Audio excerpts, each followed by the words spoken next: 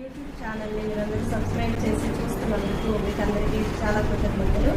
ఈరోజు మనం ayurvedic madam గారు డాక్టర్ వై రత్నప్రియదర్శిని గారు ఎండి ఆయుర్వేదిక్ పిహెచ్డి మెడికల్ ఆఫీసర్గా నందిగామ హాస్పిటల్లో చేస్తున్నారు, డిపార్ట్మెంట్ ఆఫ్ ఆయుష్లో.